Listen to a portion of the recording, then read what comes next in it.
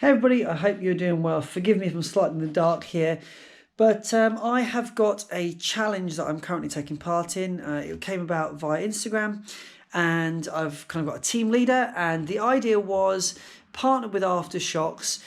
You submitted a challenge distance that you were prepared to tackle in January, and you obviously worked towards that.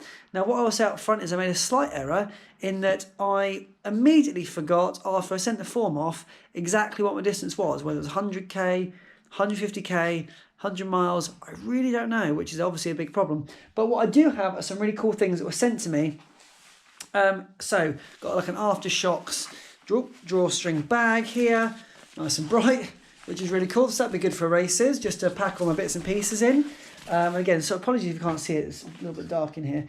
I have got a cooling towel. I'm sure you're aware of what they are. It does come in a can. I mean, like a slightly unnecessary addition, I suppose, for packaging wise, but there we go. Cooling can there. Got a stainless steel water bottle, which is good. I'll be using this down the gym. Nice reusable bottle, always helpful to have. I have got a sports belt here, which I'll just quickly show you. Looks a little like this. I'll have to try this on properly because I normally find that these bands don't quite fit me, although this one appears to be, there we go, kind of elasticated one here, and it's got a zip in the front, big enough to house a mobile phone and probably some gels and things like that, so we'll see how we get on. And what you'll see me using today, I'm going to take some photos with this as well, is the Aftershockz buff headband type creation, which is really cool. I love the colorway on that. So I thought I'd just give you a quick heads up about what this weekend's going to look like. Now it's tonight. We are 7:46 p.m. I was due to go out for a run slightly earlier, but I decided that I would wait until tonight. I'm going to do probably 5k down at the gym, and then tomorrow my long run. The idea behind that is that when I've been doing my long runs before on a Saturday, I've just been really feeling it on the Sunday and couldn't then do a run, like a kind of back-to-back double. So what I decided to do is tonight, I'm leaving it a little bit late on purpose as well, so I'm a little bit more fatigued. I'm going to have to kind of fight through that tomorrow and maybe run on slightly more tired legs than I would do if I'd been doing it this morning and feeling a little bit fresher after some recovery time. And then tomorrow I'm going to head out onto the trails, and I'm going to run 10k out, and at whatever point I hit 10k, wherever I am, turn around 10k back. So I'm hoping to get to the 20k distance. If I can go to half marathon, that's ideal, but of course I'm trying to build up this mileage, and equally, so forgive me for saying that, I'm not trying to build up the mileage, I'm trying to build up the time on the legs again. So I'm probably running tomorrow for 1 hour 45 to 2 hours, that kind of window there. Obviously, if I'm running to a point and then running back, I'm going to make a judgment on my watch. If it gets to an hour and I'm still not at 10k, then I will be turning around, because I want to make sure that I'm keeping within a kind of a certain framework and boundaries which are suitable for me. I don't want to push too hard too soon. There is no need for that. But yeah, I'm going to catch you out there. Let's try some Aftershockz stuff. And yeah, follow me on Strava, links down below to get a flavour of how much distance I've done so far. It's not a huge amount. I think I'm at like 40k or something like that. But I'm obviously still focusing, challenge aside, on making sure that I reach that start line fit and healthy. So what I'm not going to do is put so much pressure on trying to achieve a certain distance that I actually jeopardise my future performance. Anyway, catch up with you soon, and let's head down to the gym. Alright, so we just run headlong into a field, and because it's still pretty dark out, I wasn't quite aware of what was beneath my feet, so it's pretty here actually, and see this.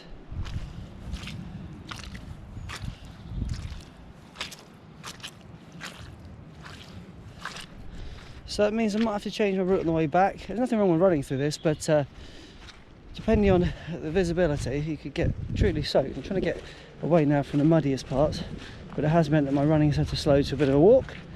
Up until this point, I'm running about 5:55 a kilometre, which is nice and relaxed, exactly where I want to be. So I'm proud of myself for that. But yeah, just a slight interruption there in proceedings, which has meant I need to just take a little walk at this point. And whilst I'm walking, I might as well share with you. Last night on the treadmill, did I think it was 6k rolling hills workout. So that means that the treadmill itself changes elevation whilst you're running, and that felt really good. But it also means then today I come into this long run carrying some fatigue, which is exactly what I wanted to do, because I was realising that I was doing a long run on Saturday, and when I wanted to do the double on the Sunday, my legs just weren't in the right place for it. Whereas this way around, I can do the easier run on the Saturday, and then stop running again. And then on the Sunday, I can come into the long run carrying some levels of fatigue. Perfect for the ultra training. So, okay, we're back on it now. I'll catch up with you again soon. The sun is finally coming up. Just about to hit 7k in 43 minutes. As I mentioned, no more than 2 hours today. When I hit an hour, I am turning around.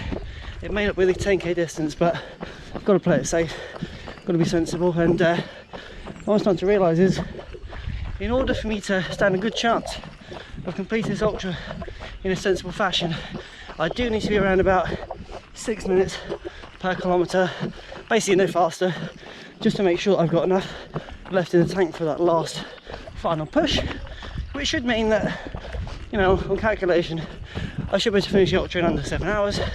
At the moment, I'm averaging 6:12 a kilometre, and that section there that I had to walk ended up being 7:36, so that has dropped the average down slightly, but nice to be out and feeling good. So this is it, this is what it's all about, the Fox Way. And just about to hit the 1 hour mark now, which means I will be turning around and heading back the way I came. And yeah, this run is not for Strava, this run is for me, this run is part of the journey. So obviously I don't care if I stop my watch at 19.2 kilometers instead of 20. It's not about the stats, it's about time on the legs. And yeah, I'm not doing this for the accolade of hitting a specific distance on Strava. I'm just doing it because it is part of what I want to do, to become somebody who's able to tackle the Fox Way, the Fox Ultra Marathon, and to succeed and do myself proud, which is what I'm doing today. Getting up, getting out there, enjoying myself, and yeah, just focusing on the job in hand. So I'll catch up with you when I'm on the route back. Pleased to be able to take off the head torch and take off my gloves because it's warmed up now and much brighter. So catch up with you soon. 13.5k back into the woods. Definitely much easier now, I can see what I'm doing, and it has meant that the pace has sort of naturally increased because I've been able just to run without too much hesitancy. Is that a word? Hesitancy. I've gone with it.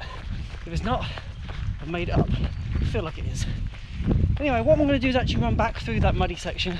I'm just going to take it as I find it, because on the day in April, who knows what the weather will be like. It's pretty unpredictable at the moment, so it could well be pretty muddy, pretty nasty, and I've got to get used to it. I am running today again in dry max socks. I've really found them to be very comfortable and blister free, just easy socks to run in, so enjoying their product right now.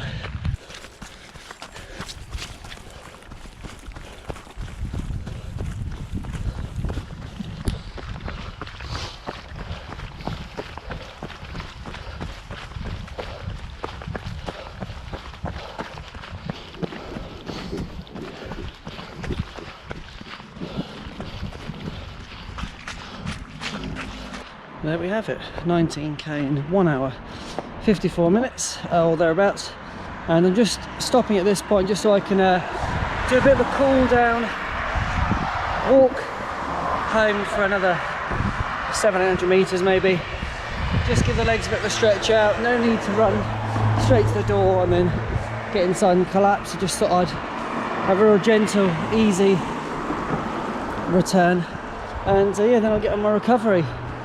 Good run, it was enjoyable. I did start to feel it in my legs towards the end, which is a little bit frustrating, of course, because not so many months ago I was knocking out 20-mile runs at the weekend, running at around about 5:30 pace consistently, and yeah, now it is just where I'm at, that have to build these things up slowly again, and I'm taking the sensible route of just each long run that I do, adding an extra 10 minutes or so, 15 minutes, and building up that way.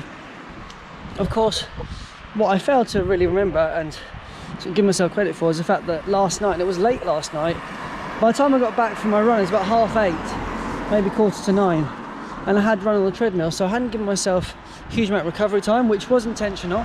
but it meant that I did go into today feeling it more so than normal. It was a hard effort on the treadmill, it wasn't straightforward. There was elevation, or gradient, or whatever you want to call it. So yeah, all in all, actually pretty pleased with how it's gone. It's just one of those things where I'm going to have to take it week by week and see how I feel, and just start to do whatever I can to be able to manage the time on the legs and the distance. Can only do your very best, can't you? So I will check in with you midweek, and until then, take care and see you soon.